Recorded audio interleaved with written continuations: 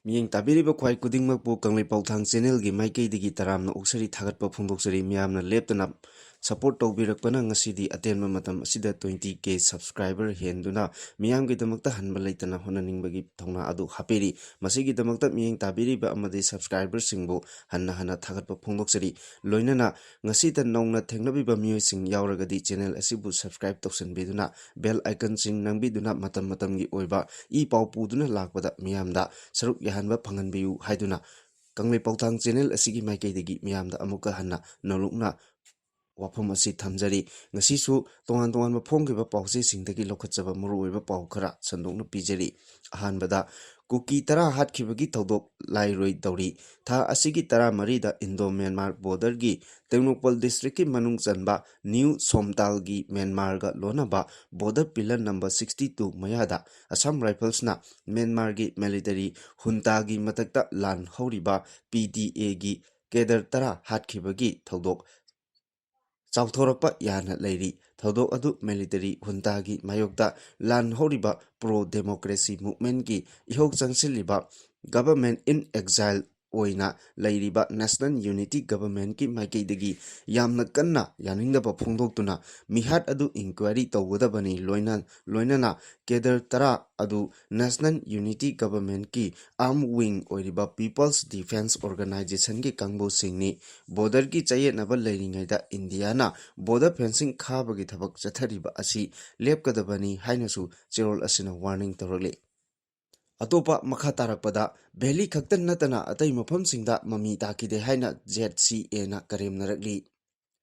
Kokomina maitai sing khaktagi oiba agenda da Manipur pumba pung nipu nipalgi ban lauthokiba adu stage drama ni sumnaki Manipur gi apunba pak chawba lamgi chada tara khak oiba maitaina khundaba tampaki mafamda chatnarabasu lemhoriba saruksingdadi bangi mami tade haina Zomi Chief Association ZCA na karemnarakli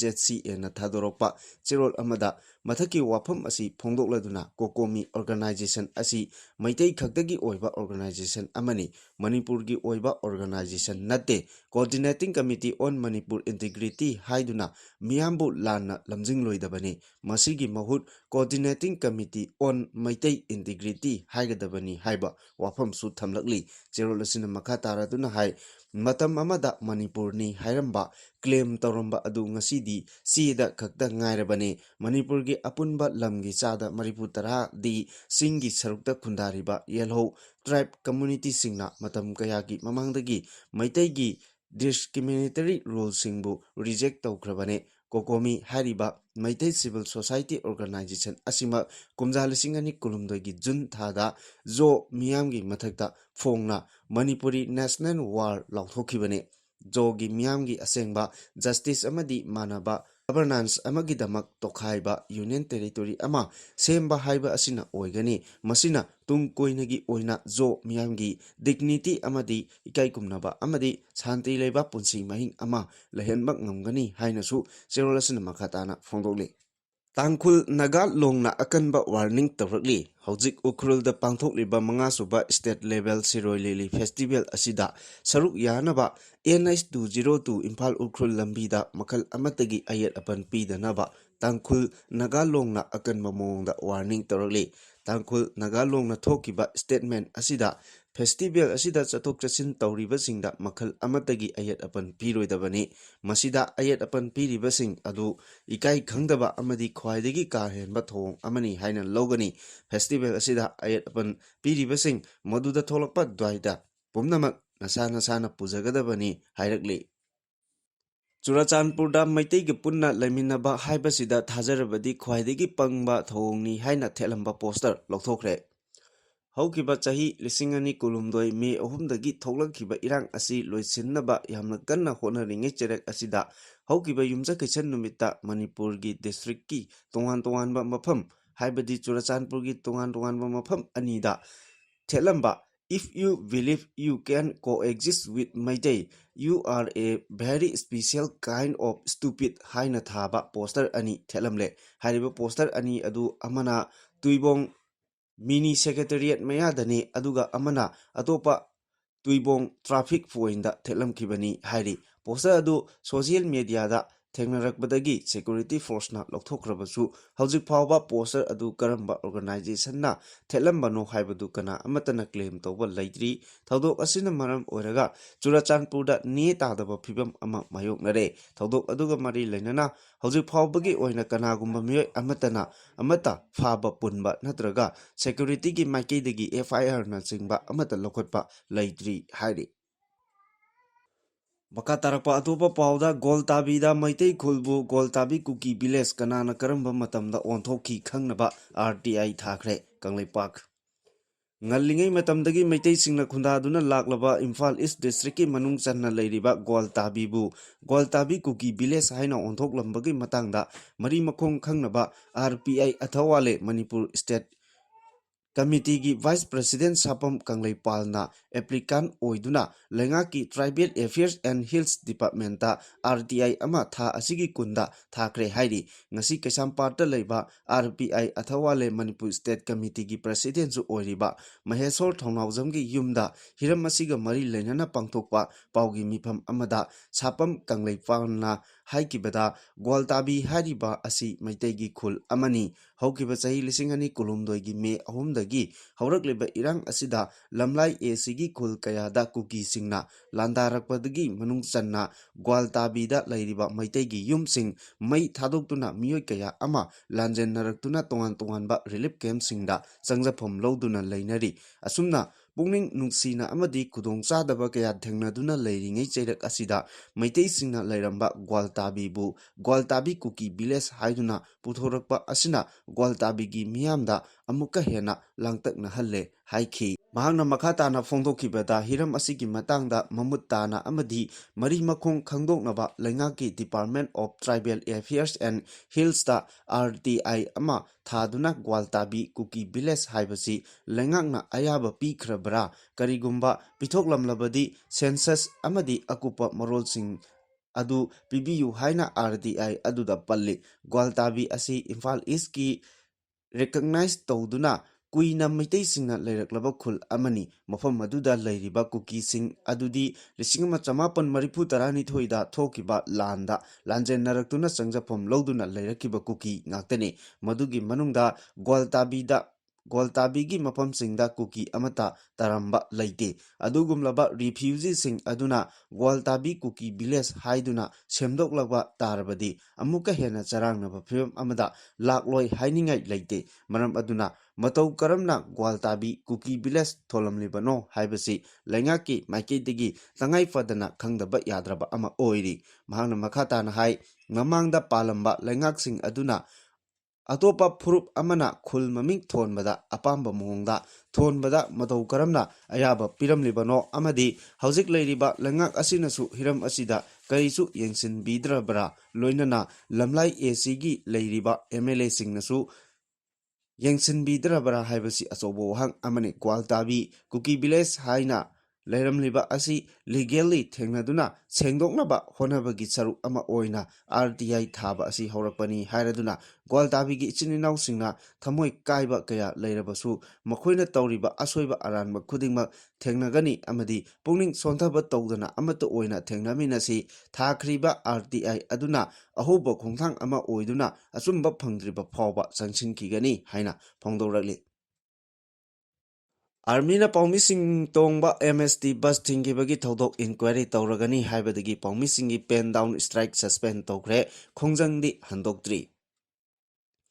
ꯊꯥ ꯑꯁꯤꯒꯤ ꯀꯨꯟꯗ ꯎꯈ꯭ꯔꯨꯜꯗ ꯄꯥꯡꯊꯣꯛꯄ 5ꯁꯨꯕ state level ꯁꯤꯔꯣꯏ ꯂꯤꯂꯤ ꯐꯦꯁꯇꯤꯚꯦꯜꯗ DIPRꯅ ꯁꯤꯜꯂꯒ Manipur state ꯇ꯭ꯔꯥꯟꯁꯄꯣꯔꯠꯀꯤ bus ꯑꯃꯗ ꯄꯥꯎ ꯂꯧꯕ ꯆꯠꯄ ꯃꯦꯗꯤꯌꯥꯒꯤ ꯇꯤꯝ ꯑꯃ ꯏꯝꯐꯥꯜ ꯎꯈ꯭ꯔꯨꯜ ꯂꯝꯕꯤꯒꯤ ꯒꯣꯜꯇꯥꯕꯤꯗ ꯗ꯭ꯌꯨꯇꯤ ꯇꯥꯔꯝꯕ 4ꯁꯨꯕ ꯃꯍꯥ ꯔꯦꯖꯤꯃꯦꯟꯠꯀꯤ ꯀꯥꯡꯕꯨ ꯑꯃꯅ ꯕꯁ ꯑꯗꯨꯗ ꯃꯅꯤꯄꯨꯔ ꯊꯥꯔꯤꯕ ꯋꯥꯍꯩ ꯑꯗꯨ ꯃꯨꯊꯠꯇ꯭ꯔꯕꯗꯤ ꯆꯠꯄ ꯌꯥꯔꯣꯏ ꯍꯥꯏꯅ ꯑꯊꯤꯡꯕ ꯄꯤꯈꯤꯕ ꯊꯧꯗꯣꯛ ꯑꯗꯨꯒ ꯃꯔꯤ ꯂꯩꯅꯅ ꯑꯝꯖꯨ ꯑꯃꯁꯨꯡ EGMꯅ ꯇꯣꯉꯥꯟ ꯇꯣꯉꯥꯟꯕ ꯋꯥꯔꯦꯞ ꯀꯌా ꯂꯧꯗꯨꯅ ꯒꯕꯔꯅꯔꯗ ꯃꯦꯃꯣꯔꯦꯟꯗꯝ ꯄꯤꯁꯤꯟꯗꯨꯅ ꯃꯗꯨꯕꯨ ꯊꯕꯛ ꯑꯣꯏꯅ ꯑꯣꯟꯊꯣꯛꯅꯕ ꯇꯛꯁꯤꯟꯈꯤꯕ ꯑꯗꯨꯒ ꯃꯔꯤ ꯂꯩꯅꯅ ꯊꯧꯗꯣꯛ ꯑꯗꯨ ꯊꯤꯖꯤꯟꯅꯕ ꯏꯟꯀ꯭ꯋꯥꯏꯔꯤ ꯀꯃꯤꯇꯤ ꯁꯦꯝꯂꯦ ꯍꯥꯏꯅ ꯈꯪꯍꯜꯂꯛꯈꯤꯕꯒꯤ ꯃꯇꯨꯡ ꯏꯟꯅ ꯃꯇꯝ ꯀꯛꯇꯕ ꯄꯦꯟ ꯗꯥꯎꯟ ꯁ꯭ꯇ꯭ꯔꯥꯏꯛꯀꯤ ꯈꯣꯡꯖꯪ ꯆꯪꯁꯤꯟꯒꯅꯤ ꯍꯥꯏꯅ ꯇꯧꯔꯝꯕꯗꯨ ꯁꯁꯄꯦꯟ ꯇꯧꯈ꯭ꯔꯦ꯫ ꯑꯗꯨꯃꯛꯄꯨ ꯄꯥꯎꯃꯤꯁꯤꯡꯅ ꯇꯥꯜꯂꯤꯕ ꯗꯤꯃꯥꯟꯗꯁꯤꯡ ꯑꯗꯨ ꯐꯪꯗ꯭ꯔꯤꯕ ꯐꯥꯎꯕ ꯈꯣꯡꯖꯪ ꯍꯟꯗꯣꯛꯄꯒꯤ ꯐꯤꯔꯦꯞꯇꯤ ꯂꯩꯇ꯭ꯔꯤ꯫ ꯑꯝꯖꯨ ꯑꯃꯁꯨꯡ EGMꯅ ꯂꯧꯈꯤꯕ ꯋꯥꯔꯦꯞꯀꯤ ꯃꯇꯨꯡ ꯏꯟꯅ ꯉꯔꯥꯡ ꯅꯣꯡꯃꯒꯤ ꯑꯣꯏꯕ ꯁꯤꯟꯊꯥ ꯂꯦꯞꯇꯨꯅ ꯃꯈꯥ ꯇꯥꯕ ꯈꯣꯡꯖꯪꯒꯤ ꯃꯇꯥꯡꯗ ꯆꯠꯊꯔꯤꯉꯩ ꯒꯕꯔꯅꯔ ꯁꯦꯀ꯭ꯔꯦꯇꯦꯔꯤꯌꯦꯠꯇꯒꯤ ꯋꯥꯔꯤ ꯁꯥꯟꯅꯅꯕ ꯏꯟꯚꯥꯏꯠ ꯇꯧꯔꯛꯄꯒꯤ ꯃꯇꯨꯡ ꯏꯟꯅ ꯑꯝꯖꯨ ꯑꯃꯁꯨꯡ EGMꯒꯤ ꯑꯣꯏꯕ ꯃꯤꯍꯨꯠ ꯀꯥꯡꯕꯨ ꯑꯃ ꯆꯠꯇꯨꯅ ꯒꯕꯔꯅꯔꯒ ꯋꯥꯔꯤ ꯁꯥꯟꯅꯈ꯭ꯔꯦ꯫ ꯋꯥꯔꯤ ꯁꯥꯟꯅꯈꯤꯕ ꯑꯗꯨꯗ ꯁꯔꯀꯥꯔꯒꯤ ꯃꯥꯏꯀꯩꯗꯒꯤ ꯄꯥꯎꯃꯤꯁꯤꯡꯗ ꯑꯄꯟꯕ ꯄꯤꯈꯤꯕ ꯊꯧꯗꯣꯛ ꯑꯗꯨ ꯊꯤꯖꯤꯟꯅꯕ ꯏꯟꯀ꯭ꯋꯥꯏꯔꯤ ꯀꯃꯤꯇꯤ ꯑꯃ ꯁꯦꯝꯂꯦ꯫ ꯃꯗꯨꯒꯤꯗꯃꯛ ꯆꯤꯞ ꯁꯦꯀ꯭ꯔꯦꯇꯔꯤꯅ ꯑꯣꯔꯗꯔ ꯑꯃꯁꯨ ꯊꯣꯛꯈ꯭ꯔꯦ꯫ ꯏꯟꯀ꯭ꯋꯥꯏꯔꯤ ꯀꯃꯤꯇꯤ ꯑꯁꯤꯗ ꯍꯣꯝꯒꯤ commissioner N. Ashok Kumar, IT ꯒꯤ ꯁꯦꯀ꯭ꯔꯦꯇꯔꯤ T.H. ꯀꯤꯔꯟ ꯀꯨꯃꯥꯔ ꯌꯥꯎꯔꯤ꯫ ꯊꯧꯗꯣꯛ ꯑꯁꯤꯒꯤ ꯃꯇꯥꯡꯗ ꯀꯨꯞꯅ ꯊꯤꯖꯤꯜꯂꯕ ꯃꯇꯨꯡꯗ ꯃꯗꯨꯗ ꯀꯔꯤ ꯂꯥꯞꯁꯦꯁ ꯂꯩꯈꯤꯕꯅꯣ ꯍꯥꯏꯕꯗꯨ ꯌꯦꯡꯁꯤꯟꯕ, ꯃꯈꯥ ꯇꯥꯅ ꯑꯁꯤꯒꯨꯝꯕ ꯊꯧꯗꯣꯛ ꯑꯁꯤ ꯊꯣꯛꯇꯅꯕ ꯁꯖꯦꯁꯟ ꯑꯃꯗꯤ ꯈꯣꯡꯊꯥꯡꯁꯤꯡ ꯌꯥꯎꯕ ꯔꯤꯄꯣꯔꯠ ꯑꯃ ꯅꯨꯃꯤꯠ 15ꯅꯤꯒꯤ ꯃꯅꯨꯡꯗ ꯂꯧꯈꯠꯀꯗꯕꯅꯤ ꯍꯥꯏꯅ ꯌꯥꯎꯔꯤ꯫ ꯒꯚꯔꯟꯃꯦꯟꯠꯅ ꯊꯣꯛꯈꯤꯕ ꯑꯣꯔꯗꯔꯗꯨꯒꯤ ꯃꯇꯨꯡ ꯏꯟꯅ ꯄꯥꯎꯃꯤꯁꯤꯡꯅ ꯄꯦꯟ ꯗꯥꯎꯟ ꯁ꯭ꯇ꯭ꯔꯥꯏꯛꯀꯤ ꯈꯣꯡꯖꯪ ꯆꯪꯁꯤꯜꯂꯝꯕ ꯑꯗꯨ ꯁꯁꯄꯦꯟ ꯇꯧꯈꯤꯕꯅꯤ꯫ ꯑꯗꯨꯃꯛꯄꯨ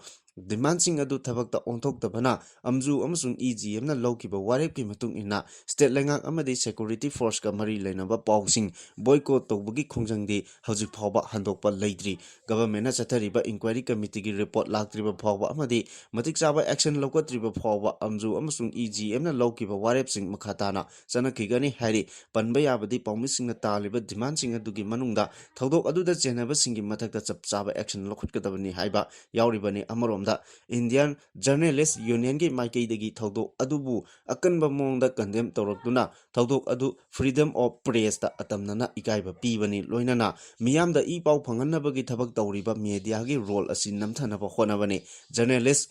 ꯀꯝꯃꯨꯅꯤꯇꯤꯁꯤꯡꯅ ꯃꯈꯣꯏꯒꯤ ꯃꯊꯧ ꯄꯥꯡꯊꯣꯛꯄꯗ ꯑꯌꯦꯠ ꯑꯄꯟ ꯑꯃꯠꯇ ꯄꯤꯔꯣꯏꯗꯕꯅꯤ, ꯂꯣꯏꯅꯅ ꯊꯧꯗꯣꯛ ꯑꯗꯨꯒꯤ ꯃꯇꯥꯡꯗ ꯃꯅꯤꯄꯨꯔ ꯁꯔꯀꯥꯔꯒꯤ ꯃꯥꯏꯀꯩꯗꯒꯤ ꯈꯨꯗꯛꯇ ꯏꯟꯚꯦꯁꯇꯤꯒꯦꯁꯟ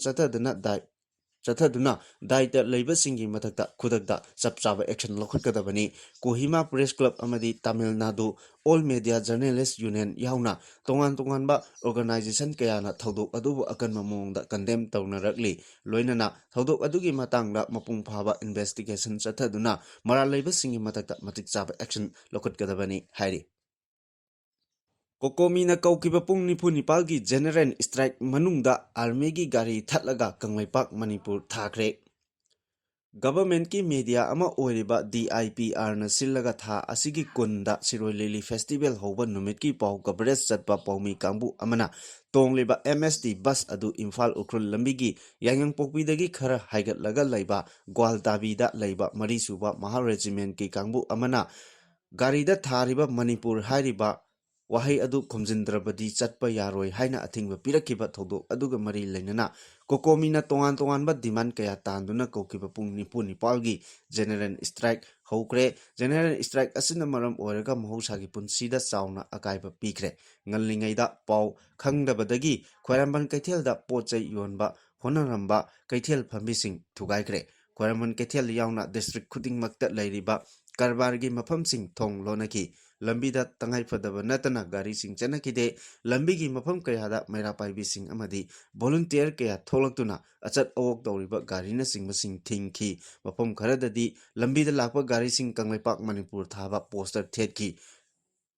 ꯀꯨꯝꯕꯤꯗ ꯃꯩꯔꯥ ꯄꯥꯏꯕꯤꯁꯤꯡꯅ ꯖꯦꯅꯔꯦꯜ ꯁ꯭ꯇ꯭ꯔꯥꯏꯛꯀꯤ ꯈꯣꯡꯖꯪ ꯆꯪꯁꯤꯜꯂꯤꯉꯩꯗ ꯃꯥꯏꯀꯩ ꯑꯗꯣꯝꯗ ꯂꯩꯈꯤꯕ ꯑꯥꯔꯃꯤ ꯒꯥꯔꯤꯁꯤꯡ ꯈꯥꯝꯂꯒ ꯀꯪꯂꯩꯄꯥꯛ ꯃꯅꯤꯄꯨꯔ ꯊꯥꯕ ꯄꯣꯁꯇꯔ ꯒꯥꯔꯤꯒꯤ ꯃꯃꯥꯏꯗ ꯊꯦꯠꯆꯤꯟꯈꯤ꯫ ꯑꯥꯔꯃꯤꯒꯤ ꯃꯥꯏꯀꯩꯗꯒꯤꯁꯨ ꯄꯣꯁꯇꯔ ꯑꯗꯨ ꯃꯈꯣꯏ ꯃꯁꯥꯅ ꯐꯥꯎꯕ ꯃꯩꯔꯥ ꯄꯥꯏꯕꯤꯁꯤꯡꯗꯒꯤ ꯂꯧꯔꯒ ꯊꯦꯠꯆꯕ ꯐꯥꯎꯕ ꯌꯥꯎꯈꯤ꯫ ꯍꯤꯔꯝ ꯑꯁꯤꯒ ꯃꯔꯤ ꯂꯩꯅꯅ ꯀꯣꯀꯣꯃꯤꯒꯤ ꯃꯥꯏꯀꯩꯗꯒꯤ ꯍꯥꯏꯔꯤꯕꯅ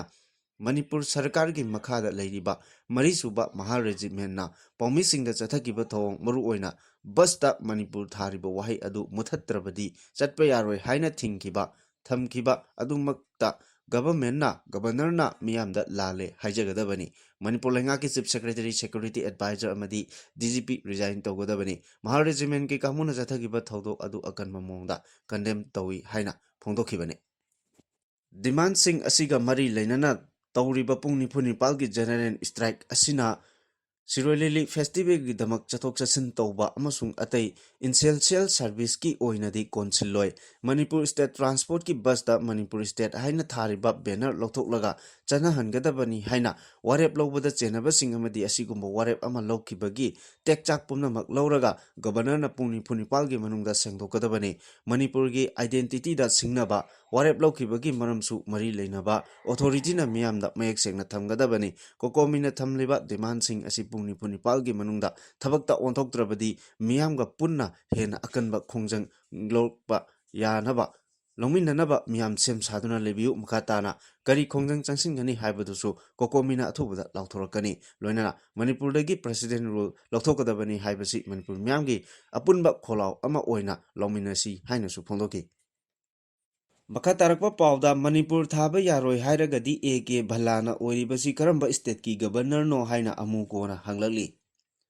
Siroi Lili Festival hobagi coverage chatpa paumi kangbu amana tongba Manipur State Transport ki bus ta Manipur thariba wahai adu muthatkadabani haina army na chathakiba thong adu akanba mongda condemn tawi Manipur manungda Manipur thaba yaroi hairagadi Ajay Kumar Bhallana hojik oiriba governor asi karamba state ki governor no haina amuko ki president Nando Luwangna phongdokre